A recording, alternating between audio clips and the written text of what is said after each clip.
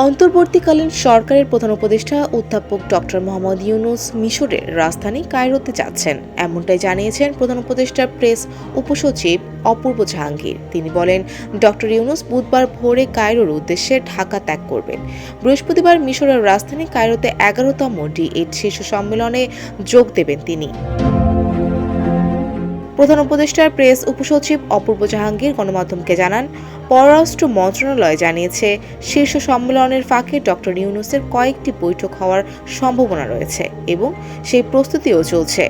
কায়রোতে এই সপ্তাহে অনুষ্ঠিত D8 কমিশনের 48তম বৈঠকের মাধ্যমে D8 এর জন্য একটি গুরুত্বপূর্ণ মুহূর্ত চিহ্নিত হয়েছে।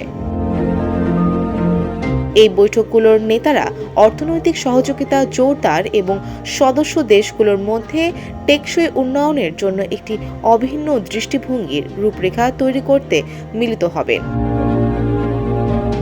D8 organisation for economic corporation, যা ডেভেলপিং এইড নামেও পরিচিত, সংস্থাটির বাংলাদেশ, মিশর, Indonesia, Iran, Malaysia, Nigeria, Pakistan এবং তুরস্কের মধ্যে পারস্পরিক উন্নয়ন সহযোগিতার জন্য প্রতিষ্ঠিত।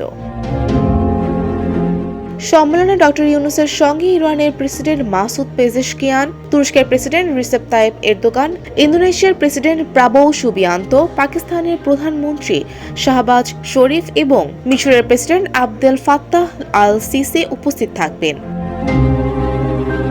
1997 সালের 15 জুন রাষ্ট্র অথবা সরকার প্রধানের শীর্ষ সম্মেলনের ইস্তাম্বুল ঘোষণার মাধ্যমে আনুষ্ঠানিকভাবে অর্থনৈতিক সহযোগিতার জন্য D8 সংস্থা প্রতিষ্ঠার ঘোষণা দেওয়া হয়েছিল।